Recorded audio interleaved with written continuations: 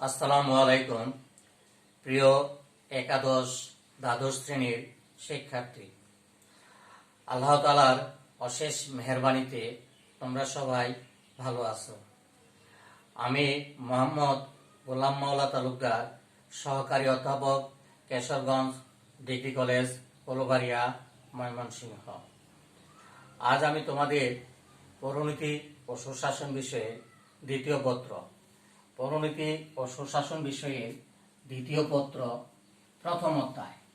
প্রথম অধ্যায় ব্রিটিশ ভারতে প্রতিনিধিত্বশীল সরকারের বিকাশ।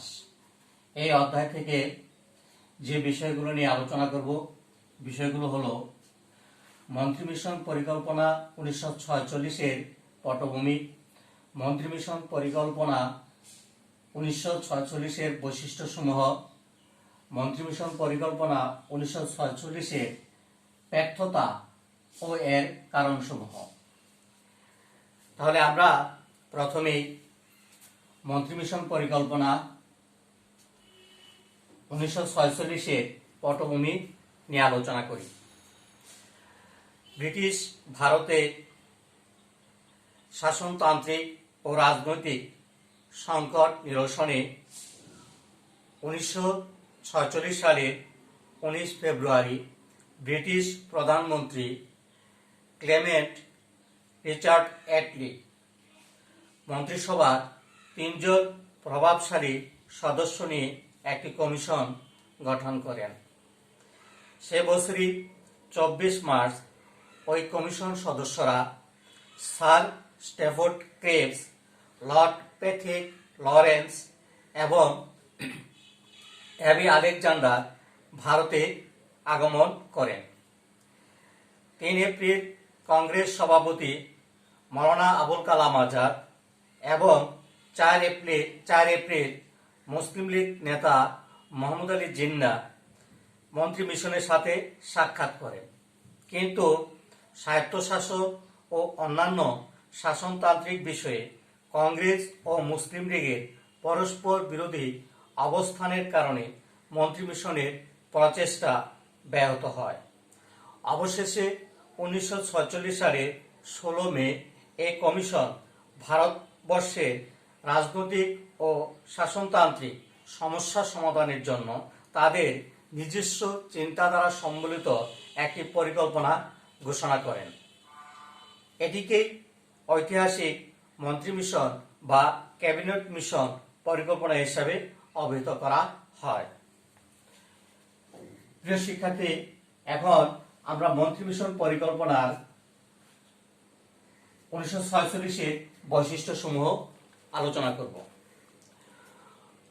মন্ত্রী মিশন পরিকল্পনার বৈশিষ্ট্যসমূহকে আমরা দুভাগে আলোচনা করতে পারি। একটি হলো দীর্ঘমেয়াদী প্রস্তাব, অন্যটি হলো স্বল্পমেয়াদী প্রস্তাব। দীর্ঘমেয়াদী প্রস্তাবগুলোর মধ্যে হলো প্রথম, 1 ভারতীয় ইউনিয়ন নামে সর্বভারতীয় যুক্তরাষ্ট্র গঠন। ব্রিটিশ ভারতীয় প্রদেশ এবং দেশীয় রাজ্যগুলো নিয়ে ভারতীয় ইউনিয়ন নামে একটি যুক্তরাষ্ট্র গঠিত হবে। কেন্দ্রীয় সরকারের হাতে থাকবে কেবল প্রতিরক্ষা, পররাষ্ট্র ও যোগাযোগ, মুদ্রা, শুল্ক ও মৌলিক অধিকার সংক্রান্ত বিষয়।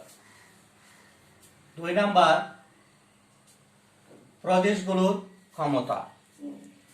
উপরোক্ত বিষয়গুলো ছাড়া বাদবাকি বিষয়গুলো পরিচালনার ক্ষমতা থাকবে প্রদেশগুলোর হাতে।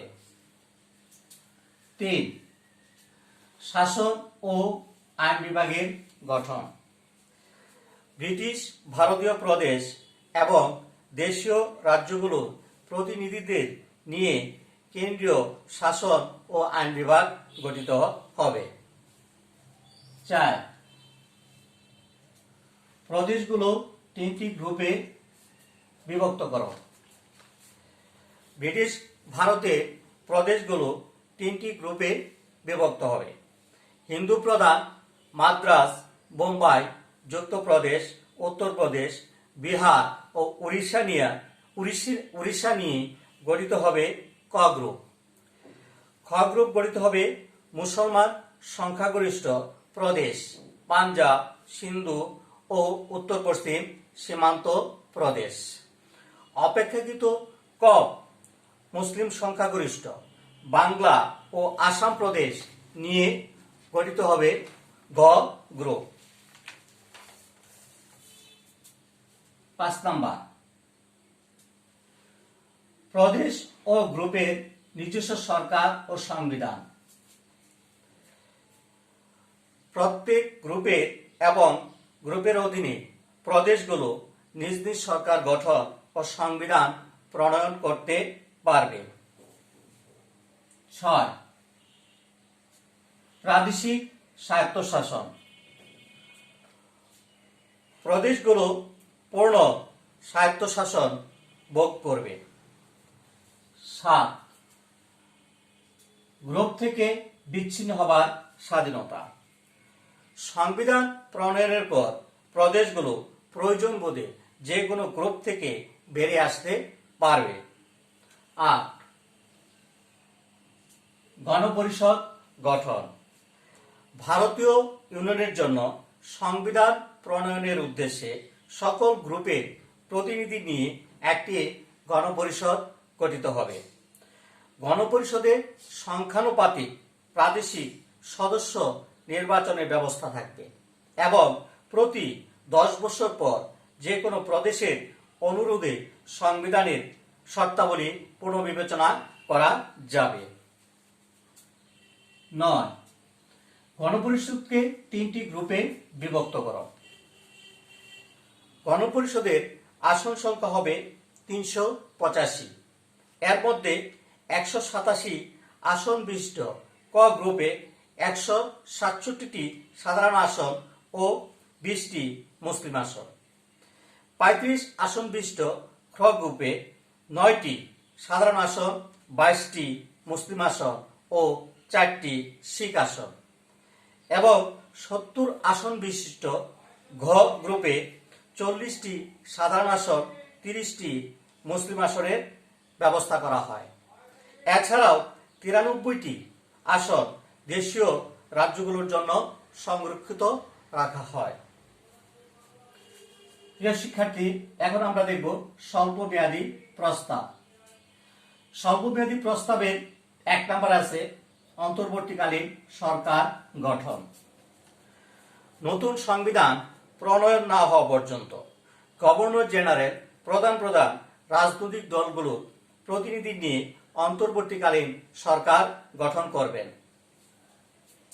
2 নাম্বার,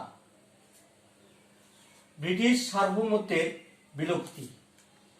সংবিধান প্রণয়ন এবং ভারত ইউনিয়ন গঠিত হলে দেশীয় রাজ্যগুলোর উপর থেকে ব্রিটিশ সম্রাটের সার্বভৌম ক্ষমতা বিলুপ্ত হবে। দেশীয় রাজ্যগুলোর ভারতীয় ইউনিয়নের সাথে নিজস্ব স্বার্থ সম্পর্কে আলোচনা করবে। প্রিয় শিক্ষার্থী, এখন আমরা আলোচনা করব মন্ত্রী মিশন পরিকল্পনা 1946-এর ব্যর্থতা ও এর কারণ সমূহ। 1 নম্বর কারণ, গভর্নর জেনারেলের প্রতিশ্রুতি ভঙ্গ। 1946 সালে গভর্নর জেনারেল লর্ড ওয়েভের ঘোষণা করেন যে কোনো বৃহৎ রাজনৈতিক দল মন্ত্রী মিশন পরিকল্পনা গ্রহণ করলে তাদের নিয়ে অন্তর্বর্তীকালীন সরকার গঠন করা হবে।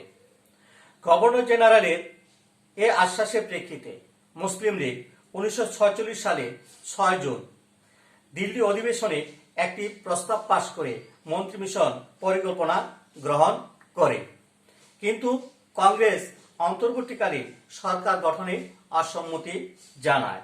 এ সময় গভর্নর জেনারেল লর্ড ওয়েভের মুসলিম লীগের কাছে প্রদত্ত প্রতিশ্রুতি ভঙ্গ করে নিজেদের মনোনীত সদস্য নিয়ে একটি তত্ত্বাবধায়ক সরকার গঠন করে। এই কারণে মুসলিম লীগ গভর্নর জেনারেল তথা সরকারকে প্রতিশ্রুতি ভঙ্গকারী হিসেবে চিহ্নিত করে। 2 কংগ্রেসের বিরোধিতা। মন্ত্রী মিশন পরিকল্পনার প্রতি কংগ্রেসের মনোভাব প্রথম থেকে অস্পষ্ট ছিল।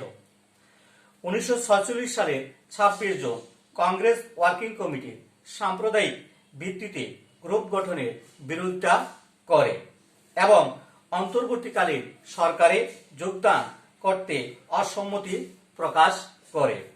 মূলত অন্তর্বর্তীকালীন সরকারে হিন্দু মুসলমান সমান সদস্য রাখায় কংগ্রেস তা প্রত্যাখ্যান করেন। কংগ্রেসের এরূপ বিরোধিতার কারণে মন্ত্রী মিশন পরিকল্পনা ব্যর্থতায় পর্যবেসিত হয়। 3. মুসলিম লীগের সম্মতি প্রত্যাহার। মুসলিম লীগ প্রথমেই মনে করেছিল যে মন্ত্রী মিশন পরিকল্পনায় পাকিস্তান প্রতিষ্ঠার কথা নিহিত আছে, কেননা এই পরিকল্পনার মধ্যে বাধ্যতামূলক গ্রুপিং ব্যবস্থা, প্রদেশগুলোর নিজস্ব সংবিধান প্রণয়নের ক্ষমতা এবং স্বায়ত্তশাসন প্রদান প্রভৃতি পাকিস্তান প্রতিষ্ঠার সহায়ক ছিল। কিন্তু গভর্নর জেনারেল প্রতিশ্রুতি ভঙ্গ এবং কংগ্রেসের বিরোধিতার কারণে 1946 সালের 29 জুলাই মুসলিম লীগের কাউন্সিল অধিবেশনে মুসলিম লীগ গণপরিষদে যোগদান করা বিপজ্জনক বলে মনে করে এবং মন্ত্রী মিশন পরিকল্পনার প্রতি সমর্থন প্রত্যাহার করে। 4. দুর্বল অন্তর্বর্তীকালীন সরকার গঠন। গভর্নর জেনারেল লর্ড ওয়েবেল 1946 সালে 6 আগস্ট পণ্ডিত জওহরলাল নেহরুকে অন্তর্বর্তীকালীন সরকার গঠনের জন্য আমন্ত্রণ জানান। কিন্তু 10 আগস্ট পণ্ডিত নেহরু কংগ্রেস ওয়ার্কিং কমিটির সিদ্ধান্ত অনুযায়ী অন্তর্বর্তীকালীন সরকার গঠনে সম্মত হন। এ প্রেক্ষাপটে 24 আগস্ট গভর্নর জেনারেল তত্ত্বাবধায়ক সরকার ভেঙে দিয়ে কংগ্রেসের নেতৃত্বে অন্তর্বর্তীকালীন সরকার গঠনের প্রস্তাব অনুমোদন করেন। মুসলিম লীগের প্রতি ব্রিটিশ সরকার ও কংগ্রেসের এই বিশ্বাসঘাতকতার প্রতিবাদে মুসলিম লীগ 1946 সালের 1 সেপ্টেম্বরকে কালো দিবস হিসাবে ঘোষণা করে। এই অবস্থায় গভর্নর জেনারেল অন্তর্বর্তীকালীন সরকারে মুসলিম লীগের 5 জন সদস্য গ্রহণের প্রস্তাব করেন। মুসলিম লীগ প্রথমে অস্বীকৃতি জানালেও শেষ পর্যন্ত লিয়াকত আলী খানের নেতৃত্বে অন্তর্বর্তীকালীন সরকারে যোগদান করে। কিন্তু শাসন সংক্রান্ত প্রায় প্রতিটি বিষয়ে কংগ্রেস ও মুসলিম লীগের অসহযোগিতা ও মতবিরোধের কারণে অন্তর্বর্তীকালীন সরকার চরম অচলাবস্থার সৃষ্টি হয়। এই কারণে মন্ত্রী মিশন পরিকল্পনা ব্যর্থ হয়। প্রিয় শিক্ষার্থী, পরিশেষে বলা যায় বিভিন্ন পদ্ধতিগত ত্রুটি এবং কংগ্রেস ও মুসলিম লীগ কর্তৃক প্রত্যাখ্যাত হওয়ার কারণে 1946 সালের মন্ত্রী মিশন পরিকল্পনায় ব্যর্থতায় পর্যবসিত হয়। প্রিয় শিক্ষার্থী, ভালো থাকো, সুস্থ থাকো। আসসালামু আলাইকুম।